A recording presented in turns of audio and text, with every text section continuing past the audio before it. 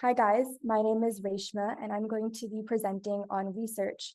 So I know a lot of you are curious about how to get internships and that kind of thing. So stay tuned in to learn how you can do that through research. So a little bit about me. Research played a big part in my high school journey. In fact, I would say that that's essentially what created the foundation for everything else, every other extracurricular that I did throughout high school. And I think this is ultimately what helped me get into some top universities. So let's get into it. First of all, why is research playing a role in college admissions? Well, Harvard says that evidence of substantial scholarship is assessed in admissions officers' notes. And a UPenn dean even said that almost 1/3 of accepted students engaged in academic research. Stanford seeks applicants with a genuine interest in expanding their intellectual horizons. And Caltech calls itself a research-driven institution. So from these various examples, we can see that admissions officers really are looking at what kind of research experience students have, and this can play a big role in swinging the needle on whether the admissions officer is going to accept you. And one other key aspect that I'd like to point out is that several colleges like MIT, Caltech, Harvard, Yale, Columbia, Brown, and several others not listed on the slide are going to accept research supplements, which means that if you are engaged in research, then you can kind of submit additional materials that a regular student would not be able to submit. And I'll get into a little more detail about how this can help you in your application. So why should you do research? Well, the answer is not just college applications. Research can build lifelong skills that you can use throughout your careers and beyond. So it can build critical thinking and problem-solving skills as well as analytical skills in order to be a successful researcher. This is something that you're going to get better at with practice just because that's kind of what research is like. You also have to pay really close attention to detail. And of course, I saw a lot of questions in the chat about how do you manage your time? So this is definitely the million-dollar question, and research will teach you to do this because you have to juggle this along with your schoolwork, music, athletics, anything else that you're involved in. So this will definitely just be something that you pick up through practice. And so additionally, research will also help you hone your communication skills. A large part of the research process is sharing your findings with the rest of the scientific community. So if you're interested in that kind of thing, then research is for you. Ultimately, doing a research project shows that you're able to be an independent worker, see something through from beginning to end, and ultimately it just shows that you're good at taking initiative.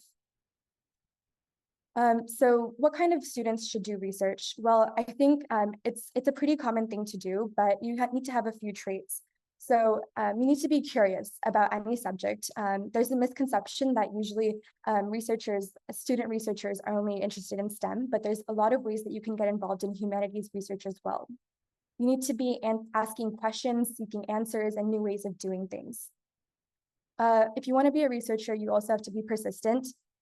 There's no such thing as a linear research process. You're always going to face setbacks, failures, and challenges. So it's really about how you stay motivated and move forward even in the face of these challenges. It would also do you good to be flexible. You're probably going to encounter some unexpected results over the course of your research. So the question is, can you revise your ideas or approaches as needed in order to successfully complete your project? And if that sounds like you, then you're probably wondering how to build a college profile around research. So the first step, if you want to land an internship or kind of take any further steps, the first step would be to get involved in an independent research project. Most students are going to start their research journey this way, and this just kind of provides you something to put on your resume to show that you're prepared for further work in this field. If you do an independent project, you can also submit your research to a science fair, and here you have the opportunity to win awards, as well as advance from your local fair to the state fair and maybe to the international fair known as ISEF. So this can really go a long way in your college admissions results because admissions officers want to see that when you're competing against your peers through competitions or through science fairs, you're able to set yourself apart and really distinguish yourself. And of course, also having independent research on your resume will help you land internships at prestigious universities or even in the corporate setting, for example, a biotech company, if that's what you're interested in. You can also look into summer programs. These will help you develop your research skills and signal to admissions officers and colleges that when you were compared with a competitive pool, you were ultimately selected for that position. So it's a really good thing to have as well. There's also ways you can get involved at school. You can participate in and lead clubs that are associated with academic disciplines. For example, a research club, an AI club, science Olympiad club. And don't fret if none of these clubs exist at your school. You can always start one yourself and show initiative in that regard as well. If you're interested in volunteering, you can also correlate that with your research journey. Try getting involved in academic outreach, whether that's through tutoring, science communication, and kind of presenting technical topics to a lay audience, or STEM advocacy. So there's a lot of ways, as you can see, that if you're interested in research, you can really take this pretty far and build a very strong profile based on research. So here are just a few programs, some STEM programs that you can participate in over the summer.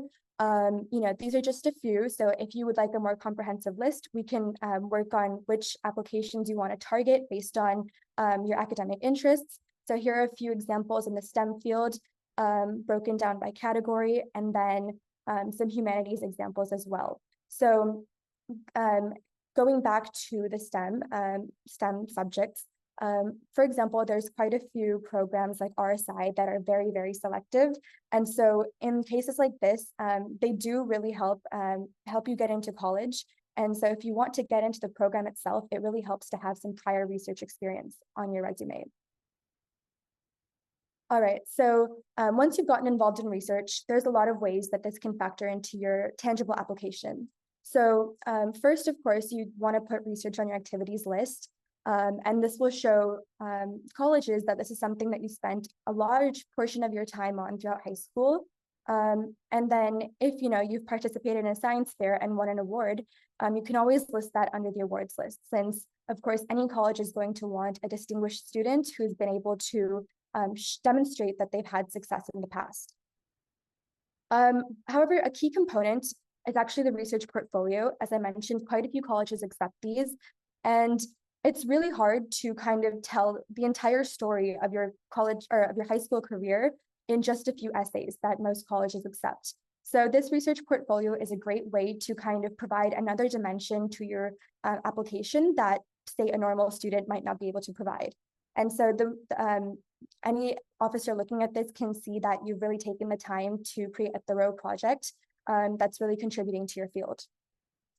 If you've participated in an internship, for example, if you were working at a lab, then you can ask your mentor for a supplemental letter of recommendation as well.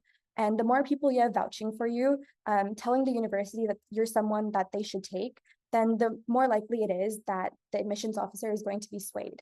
And so generally colleges ask for one recommendation letter from a STEM teacher and one from a humanities teacher, but many also take a third optional one as well. So this is a great place where research can help you in that regard. And of course, during your college interview, you can speak about your research experiences and really showcase the passion that you have for that subject and really, why you got involved in that research and what you want to do with it going forward. And of course, essays are a huge, huge component of any application. And oftentimes when students are looking at a prompt, they feel lost, they don't know where to go. But research projects will provide a lot of great material for a variety of different essays. So let's get into that in particular. The first thing is, of course, your personal statement. This is probably the biggest essay you're going to write for college. And it's part of your common application, which goes out to almost every college you're going to apply to. So there's quite a few prompts on the Common App, and there's 7 in total, and about 4 of them you can apply to a research experience. So for example, the first one talks about some aspect of your background that your application wouldn't be complete without. So if you really did dedicate a huge chunk of your time to research, then this is a great place to talk about that. The second one is about an obstacle you faced and how you learned from it. So this is, of course, if you're going through the research process, chances are you're going to run into some obstacle or another. And so if that sounds like your story, then this is a great place to talk about that. And research really does help you grow a lot in a lot of different ways. So kind of get into that and just tell the college what you learned from your research. And the 6th topic is just about a topic that you find really engaging and it makes you lose all track of time. And to me, this sounds a lot like pretty much every project that I've done in the past. It's once you get into it, you're kind of really in it. So if you're really interested in the topic that you're pursuing, which you should be if you're going to dedicate so much time to it, then this is a great place to showcase that passion as well. And of course, the seventh topic, you can just talk about essentially whatever you want. A lot of colleges are also going to ask you why you want to study what you said you want to study. So of course, for example, Yale is going to ask you what academic areas fit your interests and why. And if you have been interested in, for example, chemistry, and you've done a lot of chemistry research in the past, and you're hoping to study chemistry in college, then this is a great way to kind of bring up your research experience and talk about how that's informed your future career goals, as well as what you hope to get out of that university. And that brings me to the next general framework for essays, which is the why college essay. Now, generally, colleges want to know why you're interested in their college. This is known as demonstrated interest. They're more likely to accept you if you really show them that you really do want to attend their school. So you want to talk about quite a few things in the why college essay, but for example, you can say there's this one professor at Columbia, and I really want to work with them. Their work fits perfectly with the work I've been doing in the past. And if you have a compelling argument like that, something tangible, something that you wouldn't be able to find at any other college, then that really shows the college that you're interested in what they have to offer. A lot of colleges also want to see that you're a curious person. Stanford is known for looking for intellectual vitality, is what they call it. So Stanford says the Stanford community is deeply curious, reflect on an idea that makes you genuinely excited about learning. So if you're really interested in a topic, then you're going to go outside of the school curriculum and you're going to really think about how you can go further with that. And this often manifests in the form of research. So if you're really committed to a field, you're probably going to want to make your own contributions at some point. So showing that you've already done that automatically paints you as a very curious individual. Okay, going on to leadership. So the University of California application is a little bit different. They give you 8 prompts in total, and you can choose to answer 4 of them. So for example, they have one prompt about leadership and teamwork and collaboration in general. So for example, if you've worked in a lab, then chances are you've collaborated with other members of the lab, as well as showing leadership. So if you're tackling some kind of research problem, you're automatically taking initiative and taking ownership of this issue. So that's something that you can link to the leadership aspect of it. And of course, if you have stories about how you worked with your mentor or someone else in the lab to produce some results that you wouldn't have been able to on your own, that shows that you're very willing to engage in teamwork and you would be a good team player. Princeton asks you to reflect on service and your impact on communities around you. So of course, research is very much at its core a form of service.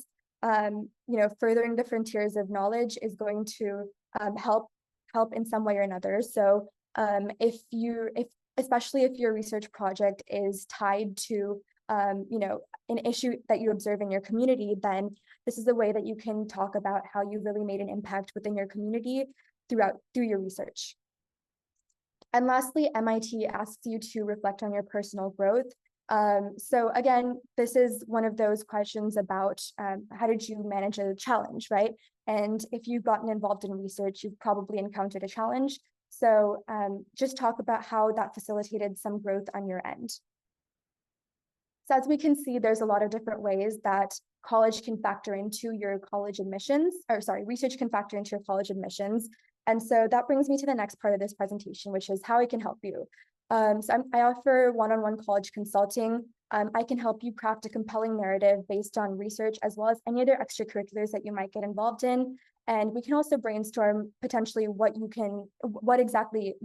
extracurriculars you can do based on your interests. I also offer research mentorship services. So, it's not enough to just have a project. If you really want your project to take you places, it's going to have to be an impactful project. So we can work together on brainstorming an impactful topic, as well as executing it, seeing it through from beginning to end.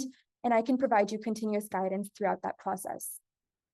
Science fair preparation is also something I can help you with. Science fair played a huge role in my journey, and it really provided me with a lot of awards that I was able to kind of show colleges that I had, succeeded in the past.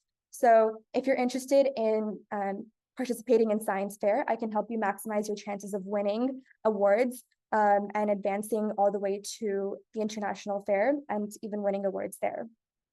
And then lastly, of course, as Aiden mentioned, portfolios are really important. They help you kind of showcase an aspect of yourself that may not come across in your essays, or it just shows that you're really technically minded. And so I can help you craft a research portfolio that's going to impress admissions officers as well as the faculty reviewers for actually evaluating your portfolio. Thank you so much, and I can hand it off to the next speaker now.